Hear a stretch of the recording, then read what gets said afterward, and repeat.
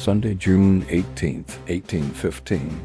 The fields near Waterloo have turned into a quagmire after a night of torrential rain. Here, amidst the Belgian hills, the fate of not just a single crown, but an entire era is being decided. From the south advances Napoleon Bonaparte, a genius of war seeking to reclaim the world. To the north, on the ridge of Mont Saint-Jean, waits Arthur Wellington and his motley army of allies. The silence over the field is deceptive. The air is thick with moisture and fear. History holds its breath, waiting for the signal to begin the slaughter. At 11:30, the silence is shattered. The French Grand Battery, 80 guns, opens fire, shaking the very earth. Cannonballs plow through the sodden ground, tearing through entire ranks of soldiers. French infantry, like a rising blue tide, rolls forward to the beat of drums.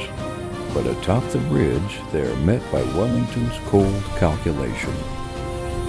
The British redcoats form squares, living fortresses bristling with bayonets. Smoke from the gunpowder blots out the sun, turning day into night. They stand to the death amidst the chaos, repelling wave after wave, refusing to let the enemy break the center. The battle descends into a bloody meat grinder. The strategically vital farm of Hougoumont burns, yet the garrison inside fights for every breath, drawing thousands of French troops away. Mistake or desperation? Marshal Ney throws his heavy cavalry into the attack without infantry support. Thousands of cuirassiers and lancers, steel glinting, storm the plateau. It looks like a hurricane.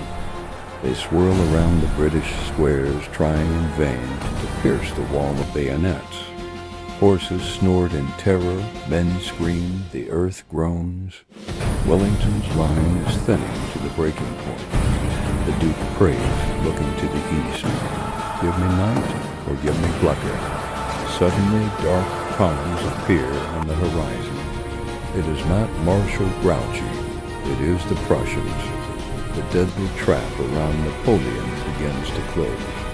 The Emperor has but one chance left. One strike to win it all. He gives the order that all of Europe feared. The Imperial Guard enters the fray. The Immortals, veterans who marched with him from Egypt to Moscow.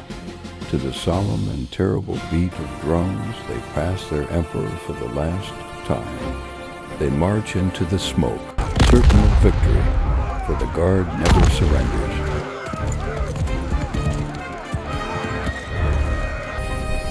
The Guardsmen crest the slope, sweeping aside everything in their path. It seems the Allied defense is broken, but suddenly from the tall rye, as if rising from the earth itself, stands the wall of Maitland's British Guards. A volley at point-blank range, then another. The elite of the French army wavers. They halt, and then the unthinkable happens. A cry that kills all hope sweeps through the ranks. La Garde recule. The Guard retreats. This cry breaks the spirit of the entire army. Great fear turns into panic. The force that conquered Europe turns to flee.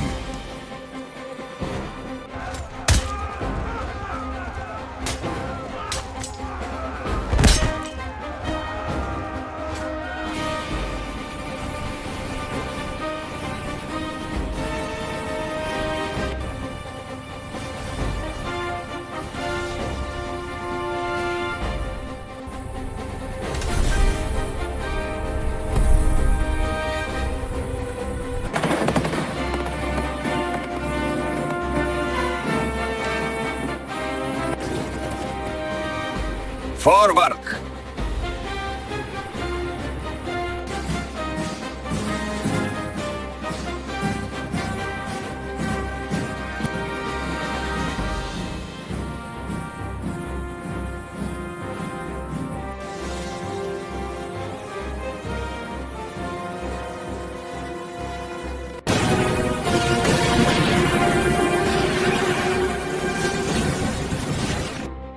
Wellington raises his hat and gives the signal for a general advance.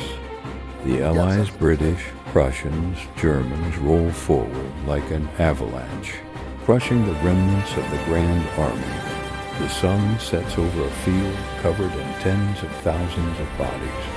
The dream of empire fades with it. Late that evening, near the inn La Belle Alliance, two victors meet Wellington and Blucher.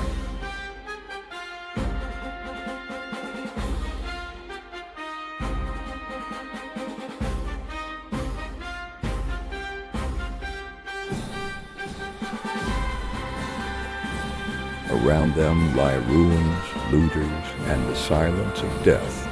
The battle is won, but the world is changed forever. The era of Napoleon has ended here on this bloody field. The British are too exhausted to go on. They camp on the blood-soaked ground, but the Prussians are relentless. Driven by vengeance, General Gneisenau leads the chase through the moonlight. They hunt the broken remnants of the French army deep into the night, ensuring that Napoleon's forces can never rally again. The Grande Armée is no more. Silence finally falls over Mont Saint-Jean. The roar of cannons is replaced by the cries of the wounded. Under the pale light of the moon, the true cost of glory is laid bare. Nearly 50,000 men lie dead or maimed on a few square miles of Belgian soil. Fathers, sons, husbands, sacrificed for the ambitions of empires. Napoleon rides into the darkness towards his final exile on the lonely rock of St. Helena. He will never see France again. The Iron Duke writes his dispatch, his hand trembling with grief. Believe me, nothing except a battle lost can be half so melancholy as a battle won. Peace has returned to Europe. But it is a peace built on bones.